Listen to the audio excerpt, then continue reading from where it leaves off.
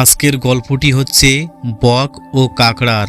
একটি বক কোনো এক জলাশয়ের ধারে বাস করত আর জলাশয়ের মাছ খেয়ে দিন কাটাতো। বৃদ্ধ বয়সে যখন তার মাছ শিকারের শক্তি থাকলো না, তখন মনে মনে ভাবল এবার কৌশলে মাছ শিকার করতে হবে। একদিন খুব বুক ভরা দরদ নিয়ে জলাশয়ের ধারে গিয়ে বসল। তার মুখ দেখে এক কাকড়ার দয়ার উদ্রেক হলো। সে জিজ্ঞেস করলো, কি ভাই, তোমাকে ভীষণ দেখাচ্ছে কেন? বক দীর্ঘশ্বাস ছেড়ে বলল, কি বলবো ভাই, আজ দুজন শিকারীকে আলাপ আলোচনা করতে দেখলাম। তাদের একজন বলল জলাশয়টিতে অনেক মাছ আছে, চলো আমরা জাল দিয়ে মাছগুলো ধরে নিয়ে যাই। অন্যজন বলল, না, তার আগে চারদিকে জাল দিয়ে ঘিরে ফেলতে হবে, পরে সুযোগ মতো ধীরে ধীরে নিলেই চলবে। এসব কথা শুনে আমি খুব ব্যথিত হয়েছি। যদি সব মাছ ধরে নিয়ে যায় তাহলে আমার কি উপায় হবে? এদের উপরেই আমার জীবন জীবিকা নির্ভরশীল। এতদিন এখানে থাকতাম, এখন বাকি জীবনে বুড়া বয়সে কোথায় যাব? কাকড়া একথা শুনে সব মাছকে খবর দিল।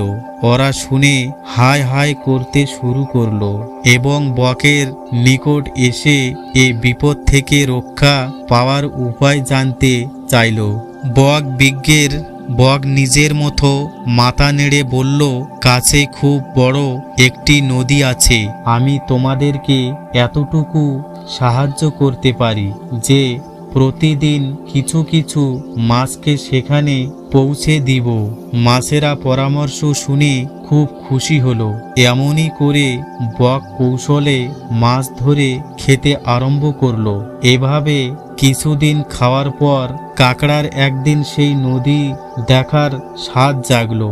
বকের পিঠে চড়ে সে নদীর উদ্দেশ্যে যাত্রা করলো। দূর থেকে মাছের হাড়ের স্তূপ দেখেই সে বকের কৌশল বুঝতে পারল। তখন তার মনে পড়ল, জ্ঞানীরা বলেছেন, শত্রুরা যখন তোমার অধীনে থাকে তখনই তাকে শেষ করে দাও। তাতে যদি সফল হও, কিয়ামত পর্যন্ত তোমার নাম থাকবে, আর মারা গেলেও বেইজ্জতির হাত থেকে রক্ষা পাবে। কাকড়া বুদ্ধি করে বকের গলা চেপে ধরল। বৃদ্ধ বক কিছুক্ষণ ছটপট করে মারা গেল।